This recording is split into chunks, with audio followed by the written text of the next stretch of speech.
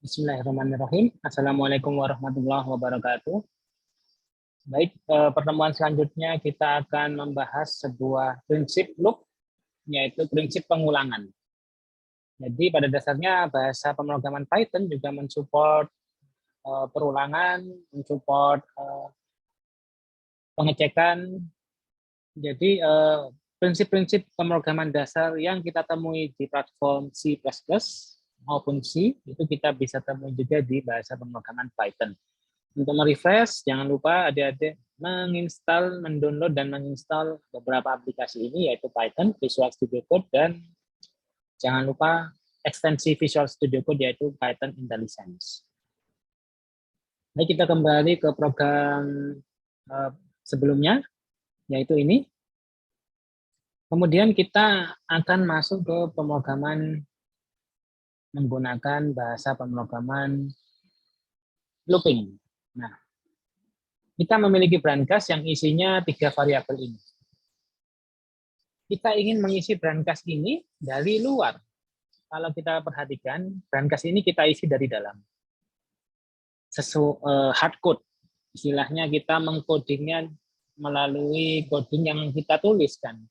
Tetapi kebanyakan pada aplikasi real world itu biasanya kita menginputkan data. Nah, bagaimana kita menginputkan data? Kita menginputkan data menggunakan input. Nah, seperti ini kira-kira. Kita contohkan, misalnya elemen sama dengan input, masukkan jumlah,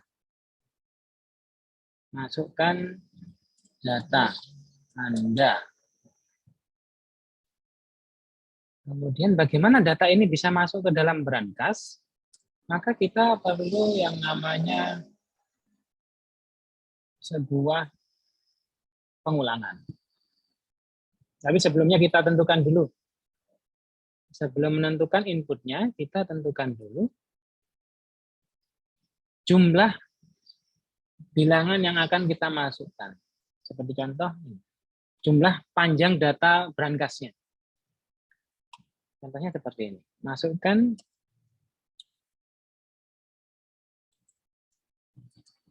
jumlah elemen pada branchs.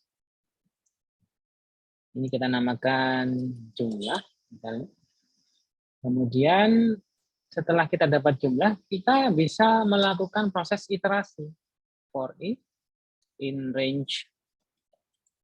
Ingat, proses iterasi pada bahasa pemrograman Python adalah seperti ini. 0 hingga jumlah. Artinya apa?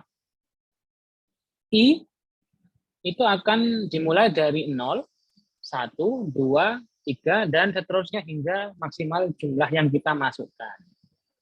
Ini kenapa ada integer? Karena input pada dasarnya menangkap string. String harus kita ubah ke integer, supaya bisa digunakan sebagai parameter pengulangan for ini. Jadi kita buat programnya seperti ini, kemudian kita enter. Nah, ini terlihat menjorok ke dalam. Kenapa? Karena memang menggunakan tabulasi. Jadi, ada program yang menjorok ke dalam, ini berarti program ini ada di bawah for. Tetapi jika programnya seperti ini, maka program ini di luar for. Nah, kita masukkan elemennya di dalam for. Kemudian kita bisa tambahkan elemen branchs tadi. Misalnya kita hapus dulu branchs-nya, kita anggap branchs-nya kosong.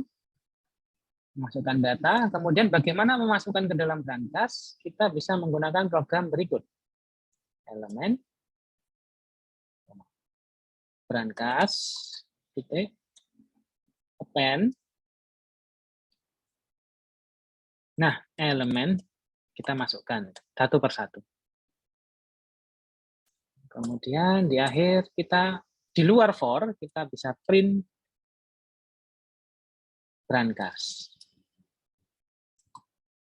Nah, program sederhana ini akan kita jalankan, kita compile dan kita jalankan.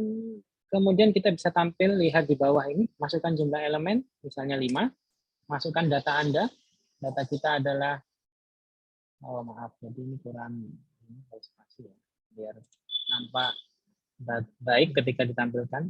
Masukkan data Anda, kita ulang lagi. Ulang, jangan lupa kita klik terminal dan kita stop. Stop adalah Ctrl C. Baik, kita ulang lagi. Masukkan jumlah elemen 5. Masukkan data Anda. Halo, ini adalah string 120,57.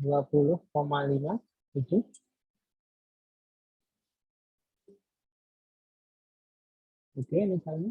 Kemudian 1000. Nah, kemudian brankas kita akhirnya berisi elemen-elemen tadi, yaitu ini. Ingat, input akan menerima data dalam bentuk string. Oleh karena itu, brankas kita isinya adalah data dalam bentuk string semua. Nah, Adik-adik bisa melihat bahwa semua data yang kita masukkan adalah dalam bentuk string.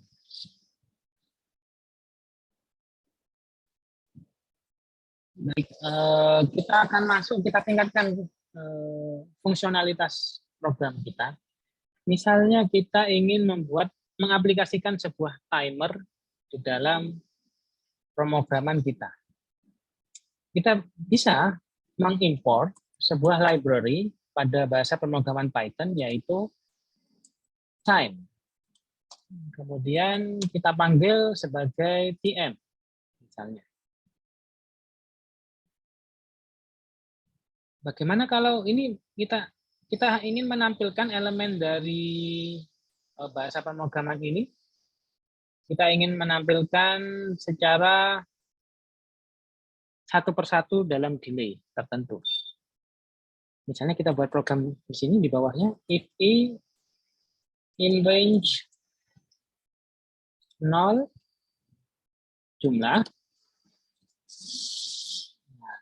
print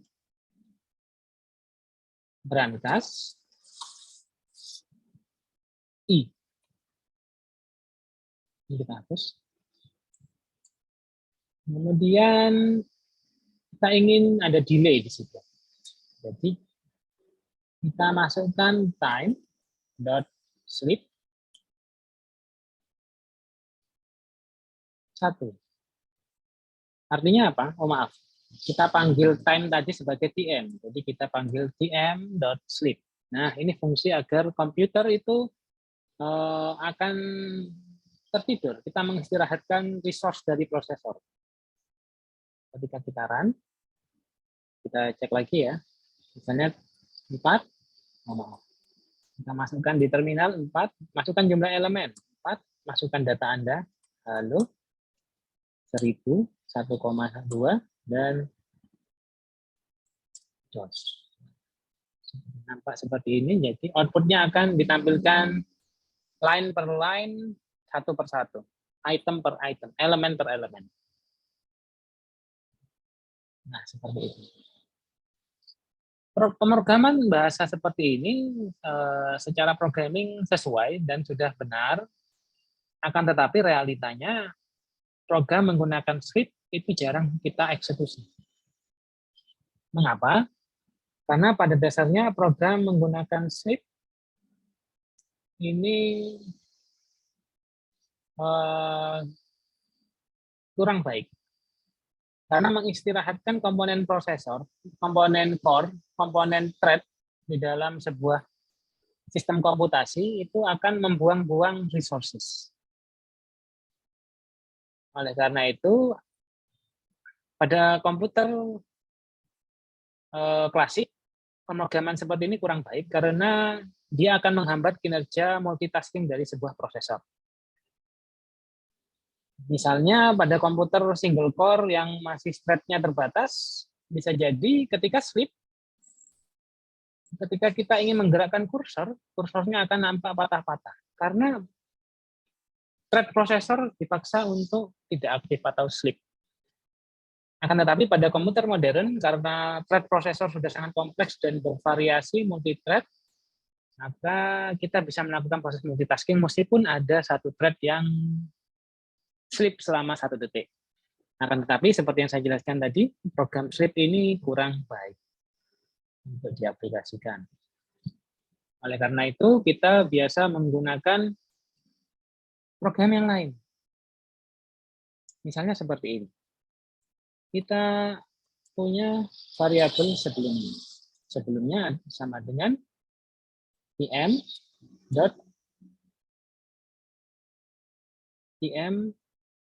kita panggil fungsi time, kemudian kita ambil now. Selanjutnya kita ingin cek, kita ingin sebuah delay di situ. Kita definisikan delay itu adalah 0 di awal. Kemudian kita masuk ke dalam looping forever atau while. Nah, kira-kira seperti ini, while kita matikan dulu ini yang di atas agar tidak mengganggu. Nah, while true atau while 1 itu sama saja. Artinya apa? Program akan jalan terus-menerus di dalamnya. Nah, saya ingin mengambil waktu sekarang adalah sama dengan pm.now. Kita ingin mengukur bahwa delay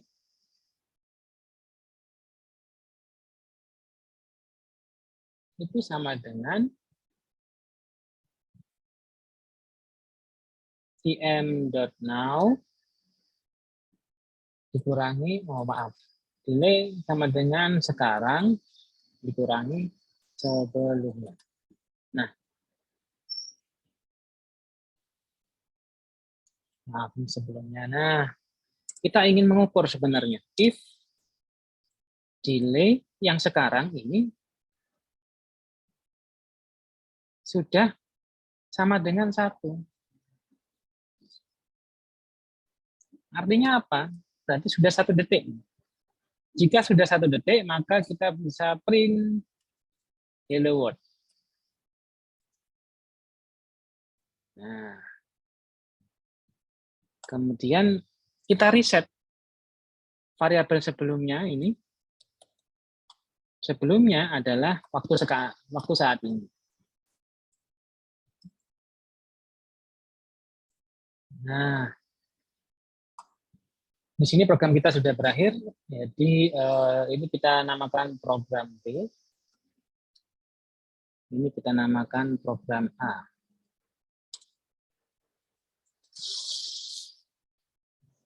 Nah, kira-kira seperti ini. Artinya apa? Kita membuat sebuah delay 1 detik di sini. Dengan cara apa? Dengan cara mengambil waktu sebelumnya dan waktu sekarang. Kemudian kita komparasi, waktu sekarang dikurangi waktu sebelumnya. Kemudian kita cek, jika delay sudah lebih dari 1 detik, maka print. Kemudian program akan keluar dan muter lagi, karena while true, atau while 1, looping forever. Naik lagi ke atas, sekarang sama dengan cek waktu sekarang dikurangi sebelumnya, apakah sama dengan 1 detik? Kira-kira programnya berjalan secara sekuensial seperti tersebut. Oh, mohon maaf, ini time.